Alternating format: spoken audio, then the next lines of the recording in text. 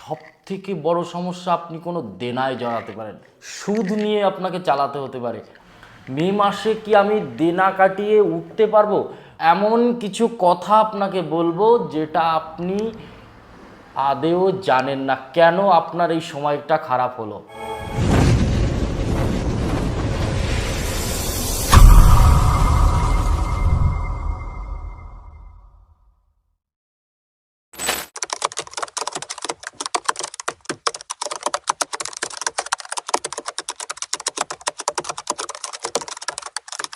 নমস্কার, আমি জ্যোতিষী শ্রী শেখর চক্রবর্তী।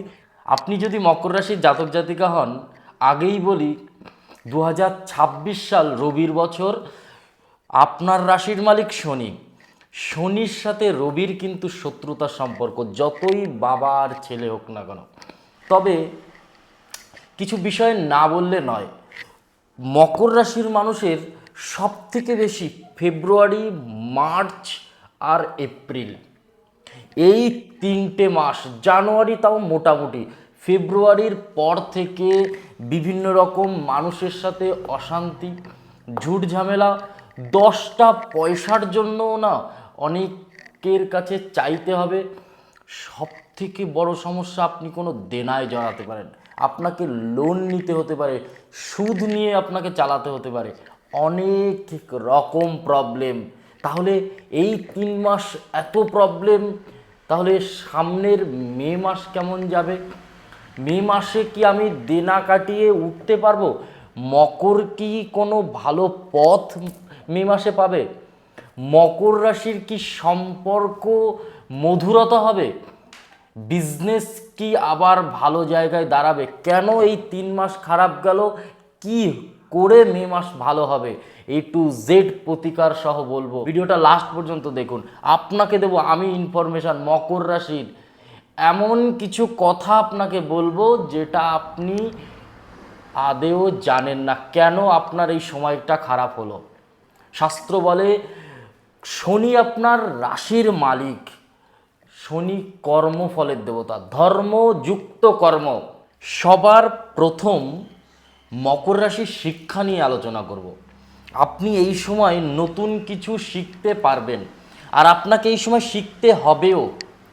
আপনি যে এজের মানুষই হন না কেন, আপনাকে এই সময় কিছু না কিছু শিখতে হবে, জানতে হবে। এই সময়, এই মে মাসে কোনো একটা গিফট উপহার আপনি পাবেন, সেটা আপনি ভাবতে পারেন কোনো হঠাৎ প্রাপ্তি হতে পারে, হঠাৎ করে জীবনে কোনো ভাবে পয়সা আপনার কাছে আসতে পারে, বা কারোর হাত দিয়ে আসতে পারে, বা হঠাৎ কোনো কর্ম, বড় সড়ো ভালো কর্ম, বা কোনো অপরচুনিটি, কোনো নতুন বিজনেস খুলতে পারেন।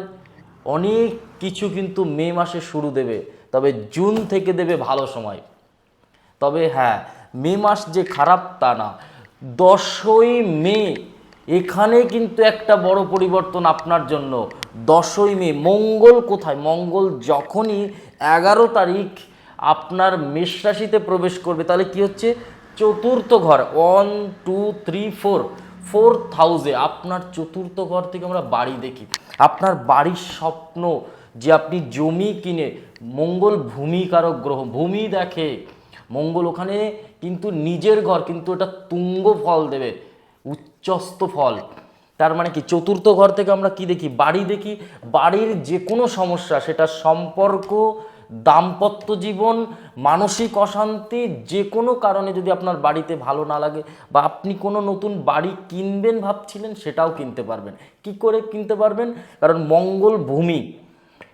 আপনাকে কিন্তু এই সময় আপনার জমি কিনতে হবে, বা কোনো বিজনেস শুরু করতে হবে, বা প্রপার্টি আপনাকে নিতে হবে, না হলে নতুন করে কিছু স্টার্ট করতে হবে জমি কেনার বা কোনো প্রপার্টি নেওয়ার জন্য। এই সময় মঙ্গল কিন্তু বিশেষ ফল কিন্তু আপনার জন্য দেবে। মঙ্গল আপনার স্বামী স্ত্রীর সম্পর্ক, যে গৃহ শান্তি, যে অশান্তিতে আপনি ছিলেন, যে সমস্যা সংকটে আপনি ছিলেন, সেখান থেকে কিন্তু কোথাও রিলিজ দেবে এই সময়। এখান থেকে বিশেষ সময় আপনার জন্য 11ই মে থেকে 10 তারিখের পর থেকে বিশেষ সময়। কোনো কারণবশত আপনার হাতে পয়সা আসবে, হিউজ পয়সা আসবে, কেউ না কেউ আপনাকে দেবে। হ্যাঁ, আপনি ভাবতে পারেন আমার তো কেউ দেওয়ার মতো নেই, ঠিক দেবে, একজন আছে, স্বয়ং বিষ্ণু নারায়ণ।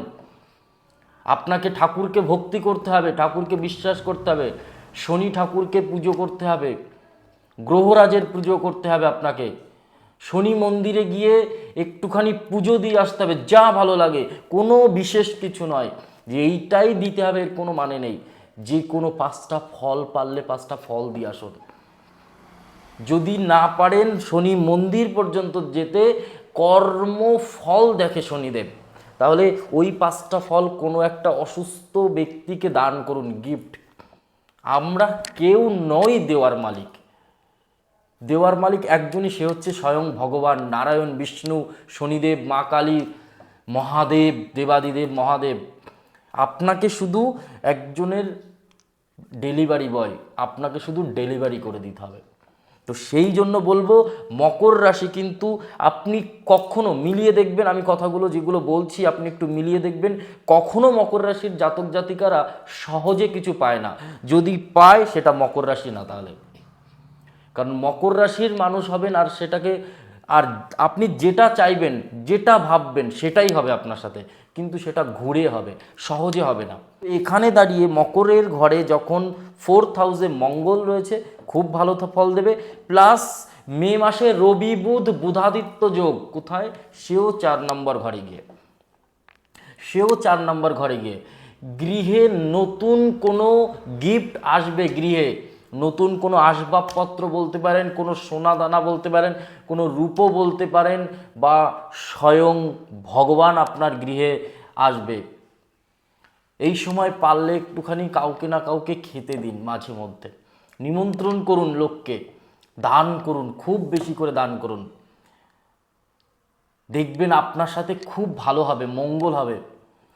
আপনার দোকানে কেউ এসছে, সে যেন পয়সা পারলে দেবেন, না হলে আপনি অনেক সময় পয়সা দেই না আমরা, পারলে বিস্কিট কিনে রাখবেন দোকানে, এরকম প্যাকেট কিনে রাখবেন, একটা করে বিস্কুটের প্যাকেট লোককে দেবেন। একদম মকর রাশি পুরো পুরো 360 ডিগ্রি, 360 ডিগ্রি, পুরো 180 ডিগ্রি ঘুরে যাবে, পুরো উল্টো পাশ। যেটা মাইনাসে যাচ্ছিল সেটা ঝাট করে প্লাসে চলে আসবে, 100-200% আমি বলছি। কারণ রবি 4th ঘরে উচ্চস্থ, এখান থেকে আমরা শুধু বাড়ি না, আপনাকে গাড়িও কিনতে হবে সামনে। আপনি যদি মকর রাশির মানুষ হন, আপনাকে গাড়িও কিনতে হবে। শিক্ষাক্ষেত্রে খুব উন্নতি, পড়াশুনোর জায়গায় বিশেষ ফল দেবে, কারণ রবি দেয় পড়াশুনো, চাকরি বাকরি দেয় রবি, তাহলে ব্রেন, স্মৃতিশক্তির জায়গা অনেক প্রভাব দেবে, ভালো ফল দেবে।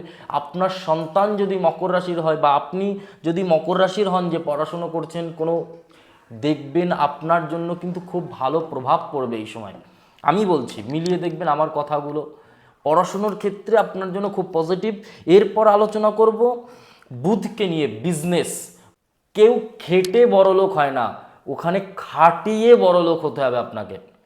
আর মকর রাশি কারোর লেবারি করতে চায় না, অন্যের গোলামি করতে চায় না, এরা মালিক হতে চায়।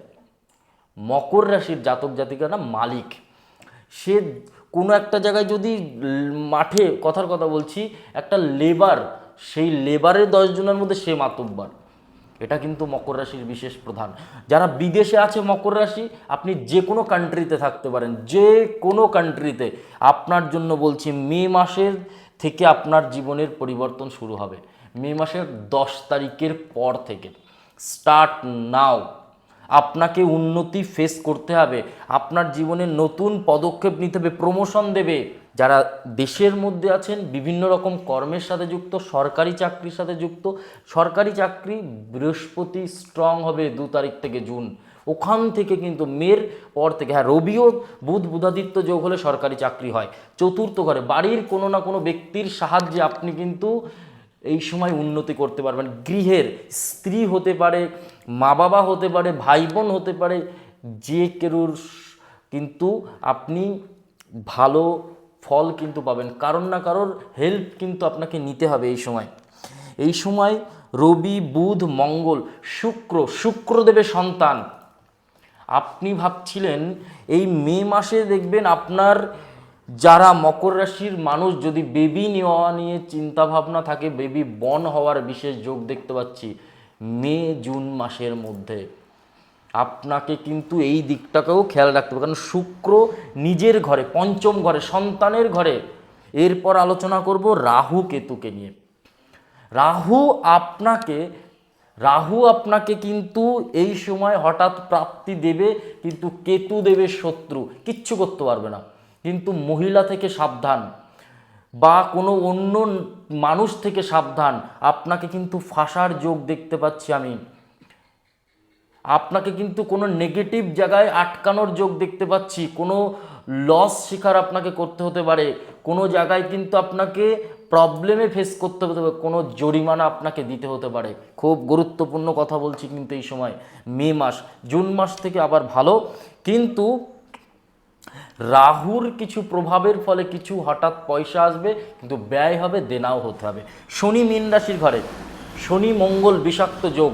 10 তারিখ পর্যন্ত সাবধান, একের পর এক সমস্যা, একের পর এক দুর্ঘটনা। দুর্ঘটনা মানে কি শুধু কি অ্যাক্সিডেন্ট, দুর্ঘটনা না, সমস্যা একের পর এক, ব্যয় হওয়ার লক্ষণ এই পর্যন্ত থাকবে। কিন্তু এই জায়গাটা আপনাকে খেয়াল রাখতে হবে। আর্থিক উন্নতি হবে মে মাসের 10 তারিখের পর থেকে।